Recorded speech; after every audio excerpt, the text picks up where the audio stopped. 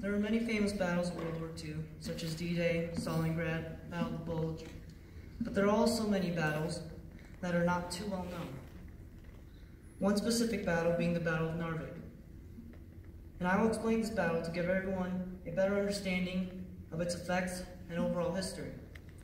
The Battle of Narvik lasted from April 9th to June 8th, 1940. The forces that fought in this battle were the French, Polish, British, and Norwegian forces versus the German forces. The battle was located in Norway within the Norwegian mountains, which surrounded the town of Narvik, hence the name. A naval battle was also fought at Alfatnjord.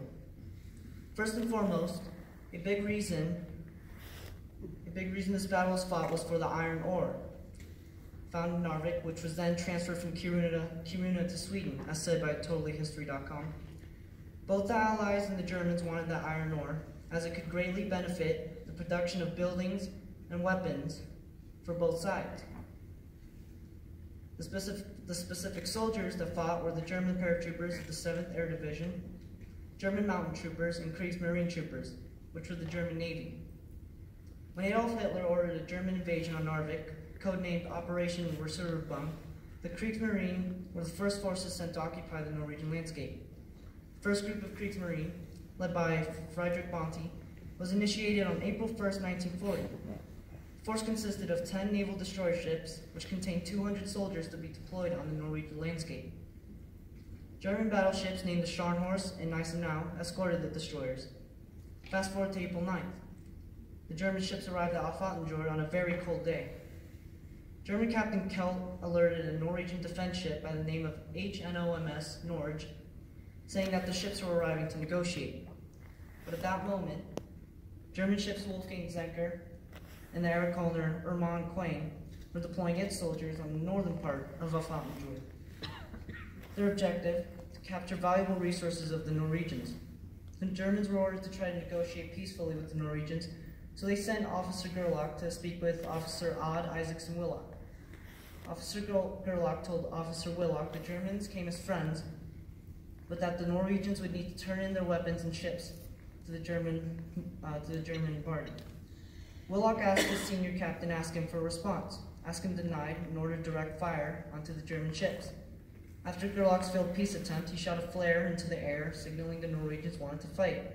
Within seconds, the German ship Wilhelm Heinkoff fired 4 torpedoes at the Norwegian ship Eidsvold and sunk the ship rapidly, due to the fact the torpedoes ignited an ammunition stash and ripped the ship into two. 175 sailors from the Norwegian side died that bitter, cold night. Officer Willock was one of them. The land battle of Narvik was harsh and unpleasant. The Norwegian 6th Division fought against German paratroopers and Kriegsmarine. General Diedel of Germany had 2,000 troops originally. He was greatly outnumbered. But 2,600 sailors arrived to support after their ship sunk. 1,000 paratroopers also reinforced. But as much help as this could be, the Allies had 24,500 men in Narvik, greatly outnumbering Diedel. Diedel decided stealth would be the best option to fight. His forces first attacked Narvik and surprisingly succeeded, since the Norwegian officer Konrad Sunlo made it easier for Diedel and his forces to invade Narvik easily. He was later arrested for treason for that act, said by findagrave.com. The 200 Norwegian survivors were captured, but the Norwegians weren't going down without a fight. They attempted to recapture Narvik with the British, Polish, and French forces. The Allies easily surrounded the Germans, and they were almost going to surrender when Operation Alphabet caused a retreat of all Allied troops helping the Norwegians. This order was called because of Wehrmacht's assault on Belgium, the Netherlands, and France. This assault made the fight for iron in Narvik not as important as it was, as said by Revolvi.com. The aftermath was that Germany actually won, since the Allies pulled from the battle. Weather was also a huge factor, as getting around was difficult because of the massive amounts of snow. Not only that, many soldiers were affected by hypothermia. Not everyone knows of this battle, and it makes you wonder, how the outcome could have changed if the Allies pushed through and won the battle. Thank you.